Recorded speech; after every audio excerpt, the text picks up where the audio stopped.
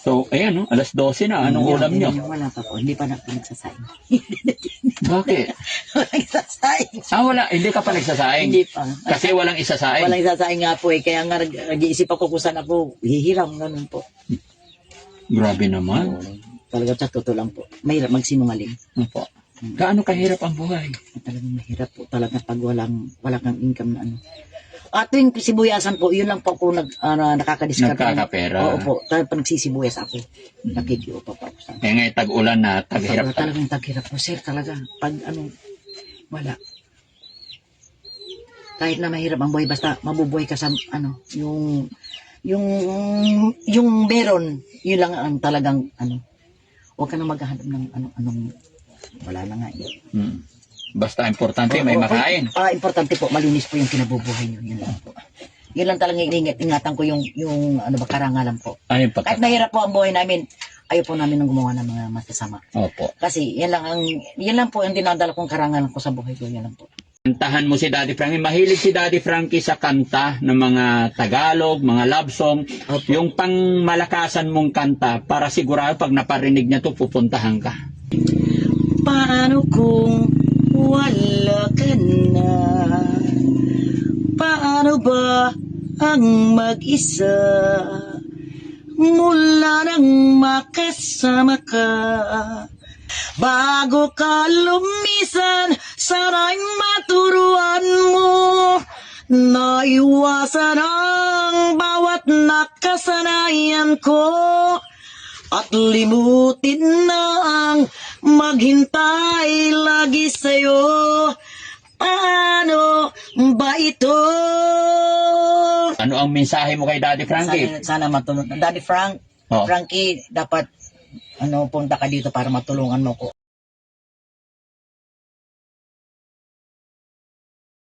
Sir, tingnan nyo, may lutuan din ako. May lutuan ka? Pero may mga kahoy, kahit na po mahirap.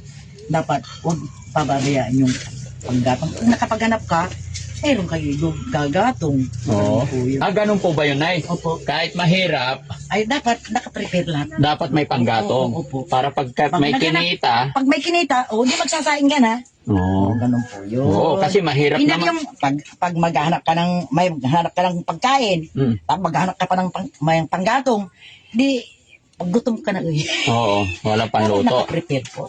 Pero sa ngayon ay paano ka nabubuhay sa Barangay health worker po ako ng barangay Panangkol.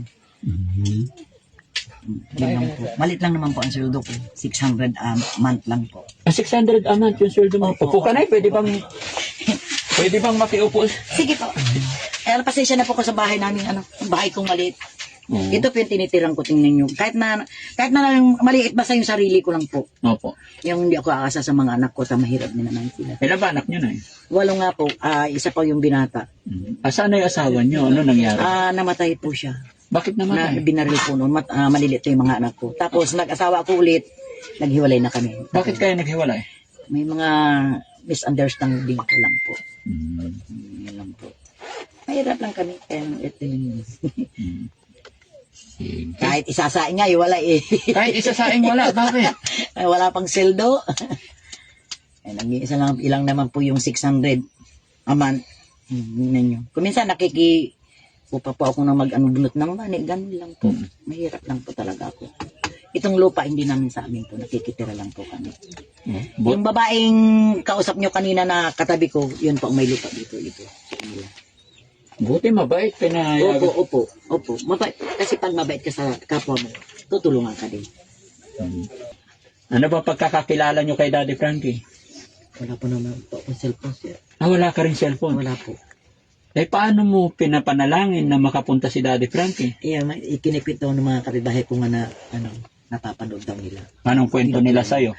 Maganda raw ang ni Daddy Frankie, marami raw natutulungan. Kaya sabi ko, sana naman makapunta tayo dito. Kasi nga po, may obligasyon ako sa barangay. Anong pangalan nyo ulit na? Luz Biminda Gonzales Valenzuela po. Okay. Ilan yung anak?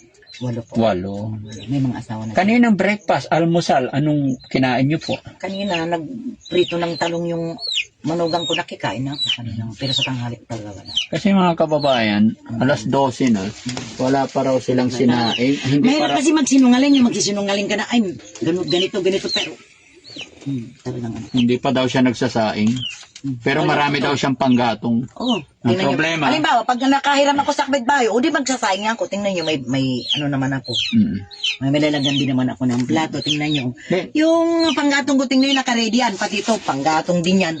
Kasi pag wala akong ginagawa, ano ba ako? Nangangahoy. Nangangahoy po ako. Nakakatuwa kahit maliit na bahay. Inaabala ko yung sarili ko sa paghanap ng mga panggatong, ganun. Nakakatuwa mga kababayan kasi kahit maliit na bahay, malinis, masinop. Oo.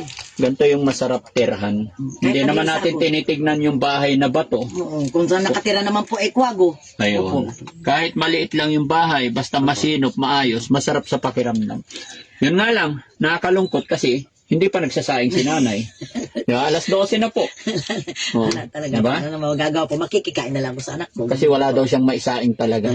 Wala po. At saka, anong mensahe mo kay Daddy Frankie? Papuntahin ko siya rito. Sige po, Nay. Nay, wait lang, Nay. Bago ang lahat, nakabidyo po tayo. Mapapanood po ito ng mga tao. Okay lang po ba? Opo. O ano ang mensahe mo kay Daddy Frankie? Sana matulungan. Daddy Oh. Frankie, dapat punta ka dito para matulungan mo ko. Lahat sa barangay Panakol, kilala po nila ang pangalan ko, talagang mahirap ako. Hindi ako nagsisinungaling. Kahit po sa kapitan namin, kahit magtanong sila, talagang mahirap po ako. Mhm. Pinagkakasya ko na po yung sweldo kong ganun lang, 600 a month. Minsan ano ko na po yung nailulon ko na po para pang may panggastos lang po. 600 lang. Pag nilon mo, may bawas pa. May bawas po yun. Pero sa ano namin, wala nang bawas po sa mismo sa kapitan pa namin nilulon po. Nilolon. Mabait po kasi ang kapitan namin sa barangay Panakol. Pa-shout out dyan kay Kapitan de la Cruz, Edmundo de la Cruz. Mabait po talaga ang kapitan namin dyan. Ay, salamat Sa kay barangay Cap. Panakol. Shout out sa iyo, Opo. Cap Edmundo de la Cruz. Mabait po talagang kapitan namin yan. Okay. So, sige, Nay. Sige. Kaya na sinabi ko, naka-video to, makakarating kay Daddy Frankie. Sige. Ano ba ang gusto mong hilingin? Pwede mo nang sabihin po. Yung ano po, Sige po, Nay.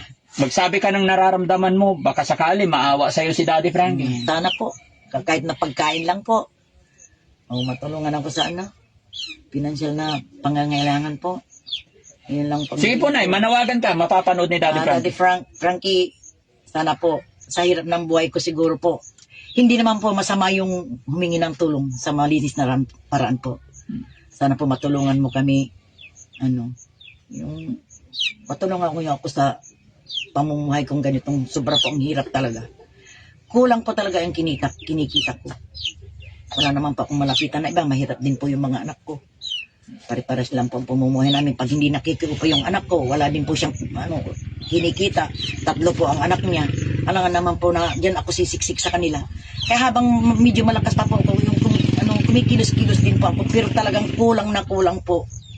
Sa totoo lang po, kulang na kulang.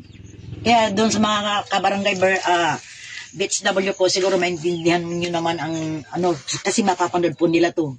O magpa-interview si Ate Luz. Siguro maintindihan ng mga kilala po nila ako, talagang mahirap ako. Nagkakitang-kita na po talaga si tinitiran ko lang. Kilala nila ako. So sabi mo, Nay, napakahirap ang buhay mo. Opo. Ano yung pinaka masakit or pinaka mahirap na naranasan mo sa buhay mo? Pwede ba namin malaman? Ito po yung nangyari nito, yung sa ating tag-ulan po, ganito, mahirap po. Siyempre, halimbawa, wala kang pambili ng kape, asuka, mga gamit dito. Siyempre, mangungutang ka po. Mahirap po yung mapapahiya ka ba na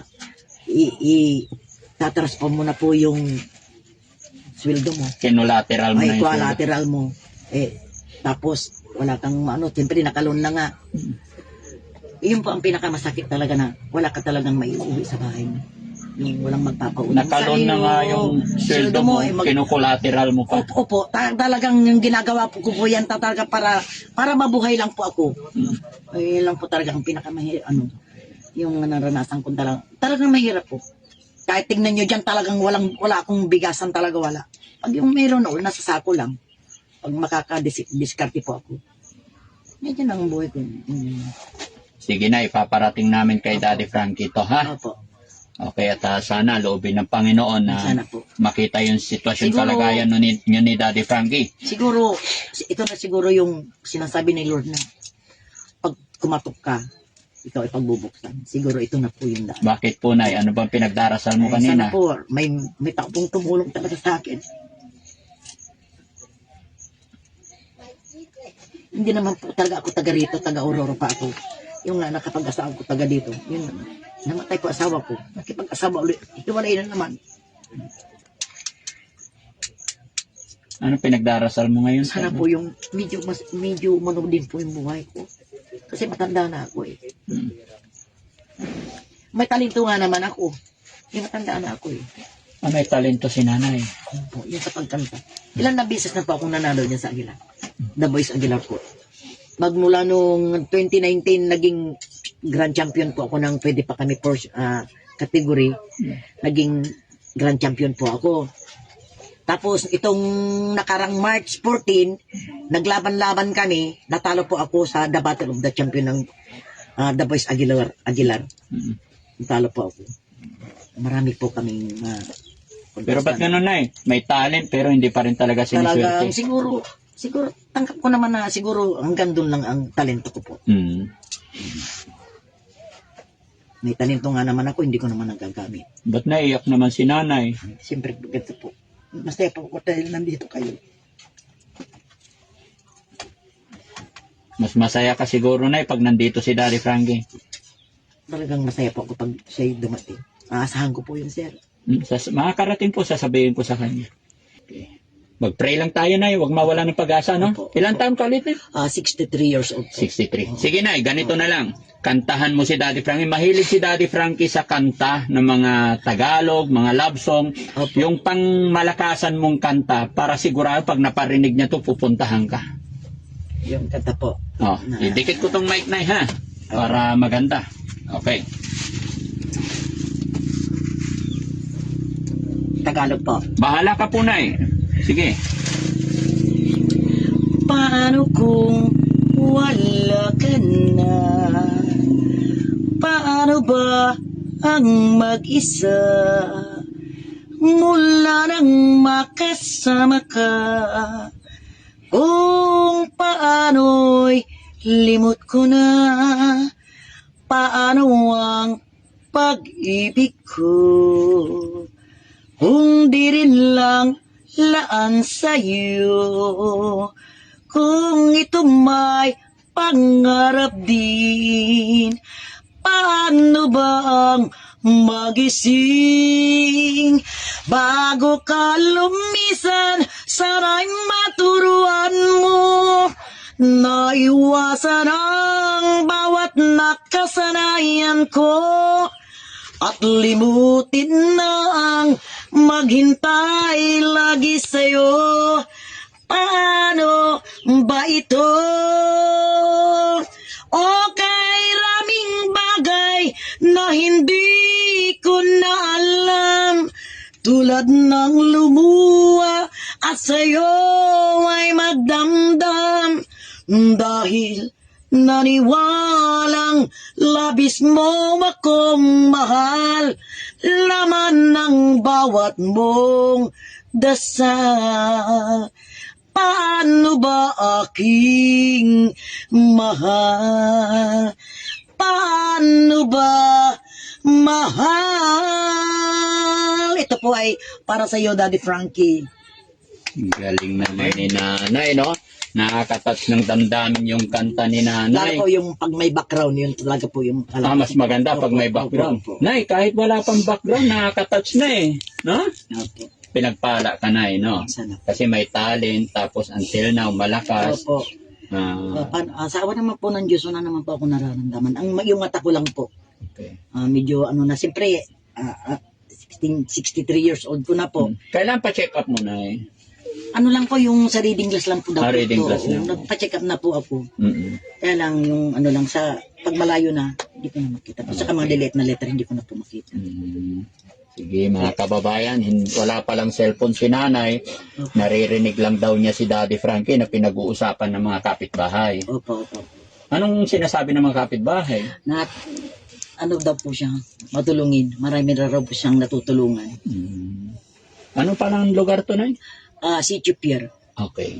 Barangay Tamayo. Sige, Nay, sana magkaroon ka na ng bigas, no? Opo, Mga sana. kababayan, walang bigas si Nanay. Hindi pa raw siya nagsasaing. Tinanong ko kung anong pagkain. Sabi niya, ay, hindi pa ako nagsasaing. Yun pala ang rason, ba't hindi pa nagsasaing? Kasi walang maisaing. Wala po.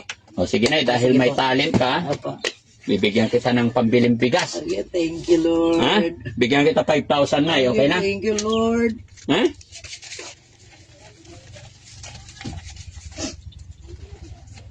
Masaya ka ba, Nay? Masaya po ako. Salamat po, Daddy Frankie.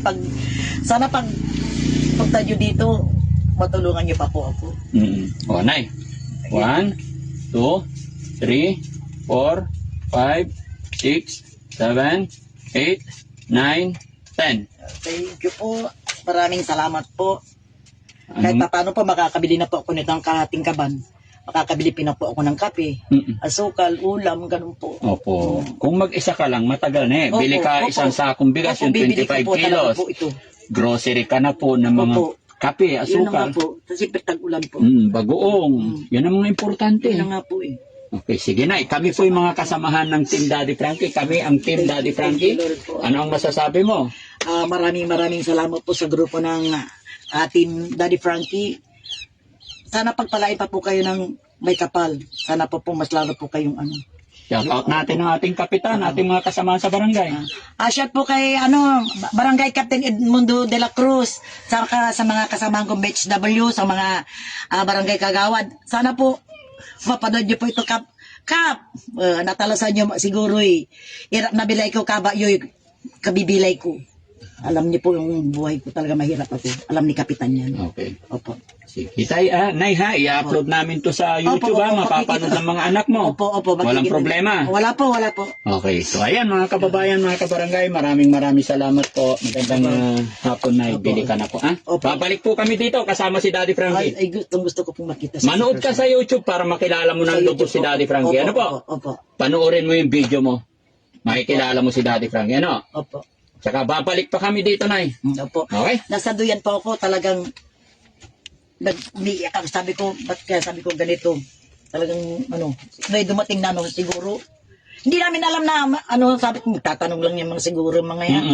Kala ko barka din ni yung dyan, Amerikano dyan. Kaya lang kami, nag-standby lang kami dyan. Okay. So inaasahan mo ba na makakatanggap ka ng blessing sa araw na to? Hindi po. Hindi. Opo. Pero ang Panginoon po, talagang number one na Yes. Opo, Yan ang opo. power ng Panginoon. Opo. Diba? Kahit na nandiyan ka lang, kung talagang dadating sa iyo ang biyaya. Opo. Kaya Humiling ka lang kay Lord. Yes. Tuktok ka, ikaw ibug. Kaya bawat blessing na dumarating, pasalamatan natin Opo. si God. No po? Opo. Ang Team Daddy Frankie ay kasangkapan lang din po. Opo. Inay. Maraming salamat po. So, alis na po kami, Nay. Kunin ko lang yung mic. Opo. Thank you po. Bye-bye tayo mga kababayan. Maraming salamat.